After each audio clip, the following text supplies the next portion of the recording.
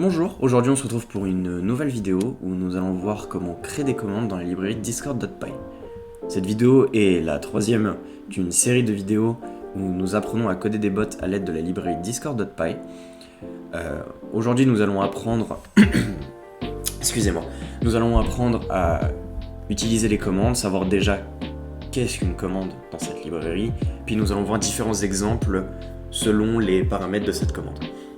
Alors tout d'abord, qu'est-ce qu'une commande dans la librairie discord.py ? Une commande, c'est une fonction qui permet aux utilisateurs d'interagir avec le bot. Les commandes sont très utiles pour rendre le bot plus interactif et simple d'utilisation pour les utilisateurs. Pour créer une commande, nous allons utiliser un décorateur spécifique qui est bot.command. Donc bot.command. Il a une différence, c'est qu'il prend des parenthèses ici, contrairement à celui des events, car il est possible de mettre plusieurs paramètres dans ce décorateur, ce que nous verrons peut-être plus tard. Ensuite, nous devons créer une fonction asynchrone, comme pour un événement.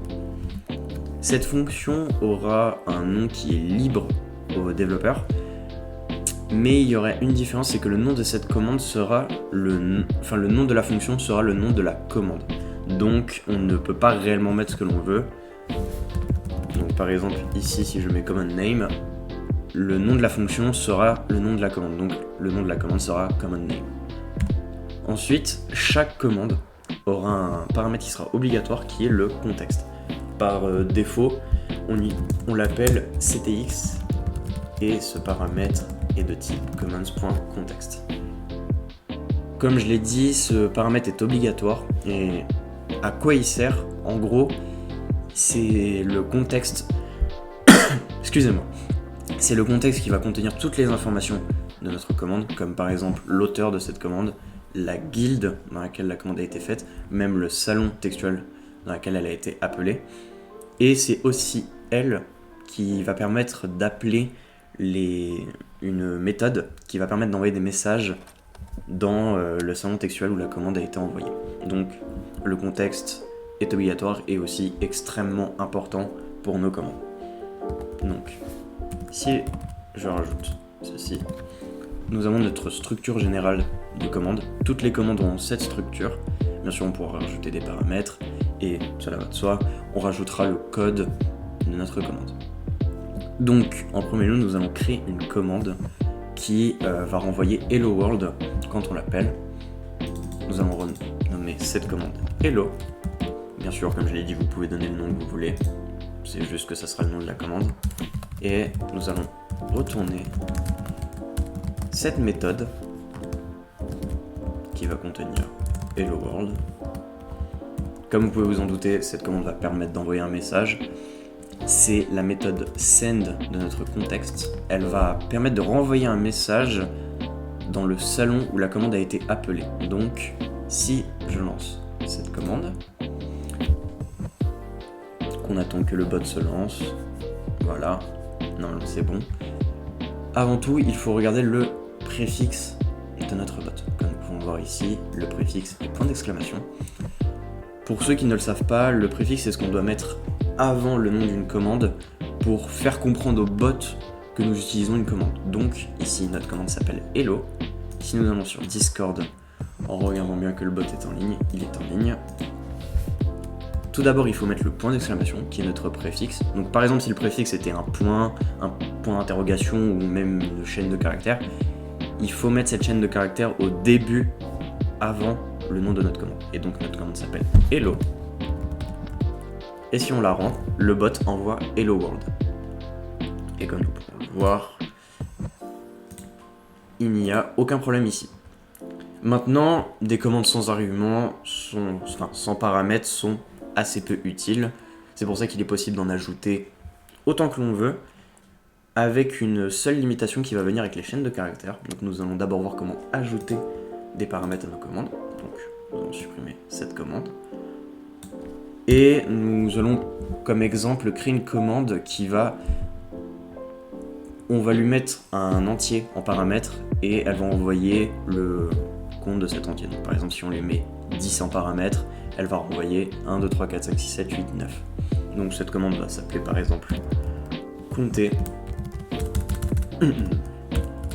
Compter. Comme je l'ai dit, toutes les commandes prennent contexte comme premier paramètre. Et ici, cette commande va prendre un entier n, donc de type int.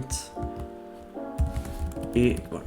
Donc, pour ceux qui ne le savent pas, la syntaxe des paramètres avec les 2 points, puis le type, s'appelle du type heighting.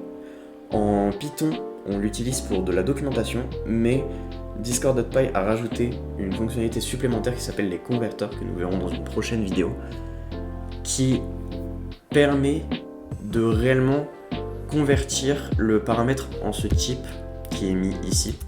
Donc ça ne sert pas que pour de la documentation, et c'est extrêmement utile parce que si jamais on ne le met pas, toutes les valeurs mises en paramètres seront définies comme des chaînes de caractères, ce qui parfois rend le code extrêmement complexe, alors qu'on pourrait simplement mettre ici un entier comme je l'ai fait. Donc, ensuite, comme je l'ai dit, nous allons envoyer un message qui va compter. Donc, tout simplement, nous allons créer une boucle for, donc for i in range, qui va aller jusqu'à n. Nous allons envoyer la chaîne de caractères de i. Techniquement, il est possible de mettre des entiers directement dans la méthode send, mais pour éviter le moindre problème, on préfère mettre que des chaînes de caractères. Donc quand on a des entiers, on les convertit en chaînes de caractères et ça évite le moindre problème. Donc maintenant que notre commande est faite, nous allons lancer le bot.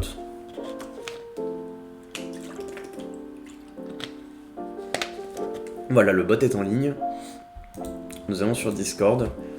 Et quand on a des paramètres pour des commandes, donc on fait la même syntaxe qu'avant, le préfixe et le nom de la commande. Et quand on veut rajouter des paramètres, il nous suffit de rajouter un espace pour chaque paramètre et de mettre la valeur qu'on veut. Donc par exemple 10. Imaginons qu'on aurait eu un paramètre supplémentaire, il aurait fallu mettre un espace et mettre la valeur de ce second paramètre. Mais vu qu'on n'en a qu'un seul, il est inutile d'en rajouter, sinon on aura une erreur. Donc ici, si on met compter 10, on va avoir des messages jusqu'à 9. Voilà, donc cette commande marche. Si par exemple je mets compter 4, on va avoir 0, 1, 2, 3. Bon, bien sûr, cette commande est absolument inutile. Elle est seulement là pour faire comprendre comment fonctionnent les commandes. Mais c'est déjà un premier exemple. Et nous verrons dans les prochaines vidéos comment faire des commandes bien plus complexes qui utilisent plein d'autres fonctionnalités de la librairie et qui sont bien plus intéressantes. Ensuite, le dernier élément que je voulais voir ici, c'est les commandes qui prennent en paramètre des chaînes de caractères. Donc nous allons créer une nouvelle commande qui va être un peu comme la commande compter, qui va servir d'exemple. Où en gros cette commande va répéter un message qui va répéter un message un certain nombre de fois. Donc elle va prendre deux paramètres, un entier n comme dans compter et une chaîne de caractères. Donc je vais le faire naïvement comme je le ferai avec une fonction classique Python. Donc je vais créer une nouvelle commande que je vais appeler echo. Echo qui, comme je l'ai dit, prendra toujours un contexte en paramètres. Ici, on a notre entier n, donc n int, et notre chaîne de caractères que on va appeler message et qui est une chaîne de caractères. Et donc, comme pour l'ancienne, donc for in range n await ctx.send message. Donc là, normalement, dans une fonction classique, c'est censé marcher. On est censé mettre la chaîne de caractères avec le certain nombre et ça répétera cette chaîne de caractères n fois. Maintenant, nous allons voir que ça ne se passe pas comme ça dans la librairie Discord.py.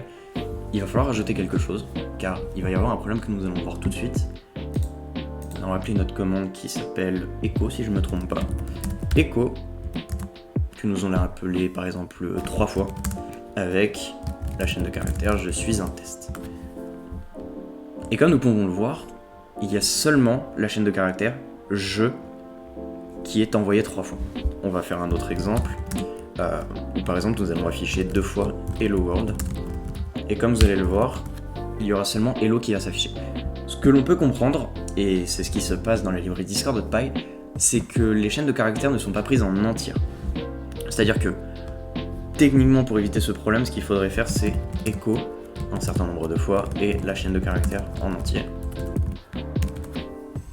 Et là, ça fonctionnerait. Le problème étant que c'est extrêmement peu pratique et ce n'est même pas beau pour un utilisateur classique. Donc, le moyen de faire cela, sans mettre le signe des chaînes de caractères, c'est de rajouter un argument qui s'appelle le keyword only argument. Si je me trompe pas, oui, c'est ça. Le keyword only argument qui se définit comme ceci. C'est un petit astérix qui se rajoute après un paramètre et qui va obliger, en gros, dans une fonction classique, ça va obliger à définir nous-mêmes la valeur de message. C'est-à-dire que si on a une fonction normale, donc si je crée une fonction qui va ajouter deux nombres, A, B, et qui va rajouter A plus B, il est possible de l'appeler avec deux valeurs comme ceci, sans aucun souci. On n'est pas obligé de dire A est égal à tel truc et B est égal à 2. Mais si on fait ceci, on va être obligé, comme on peut le voir, il y a une erreur, on va être obligé de faire B est égal à 2. Donc si jamais on le déplaçait ici, on aurait dû faire aussi A est égal à 1, B est égal à 2.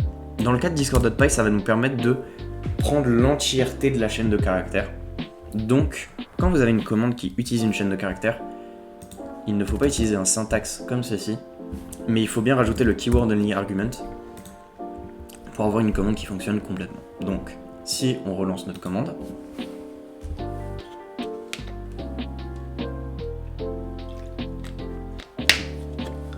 et qu'on retourne sur Discord, cette fois-ci, si on fait echo 3 hello world, la chaîne de caractères entière va être affichée. La chaîne peut être aussi longue que l'on veut, donc si je fais echo 10, je suis un message de test, l'entièreté de la chaîne de caractères va s'afficher sans aucun souci 10 fois, ce qui est peut-être un peu trop, mais ce n'est pas grave. Mais donc voilà, comment fonctionnent les chaînes de caractères dans la librairie Discord.py. Si vous avez la moindre question, n'hésitez pas à me la poser en commentaire. Et si la vidéo vous a plu, n'hésitez pas à mettre un like, à vous abonner. Et si jamais vous voulez en apprendre plus sur les commandes et surtout sur la librairie Discord.py pour créer des bots plus professionnels et être un expert dans cette librairie, n'hésitez pas à aller voir mes formations dans la description. Et en plus, pour ceux qui ne veulent pas dépenser de l'argent mais en apprendre quand même plus, vous pouvez aller voir sur mon GitHub, j'ai plusieurs repositories qui contiennent du code de cette librairie qui permettra de vous aider. J'ai un site qui contient une série d'exercices qui pourra sûrement vous aider. Donc si jamais vous êtes curieux et que vous voulez en apprendre plus, n'hésitez pas à aller voir. Et on se retrouve demain pour une prochaine vidéo qui va montrer comment faire une commande de clear de messages. Et puis voilà.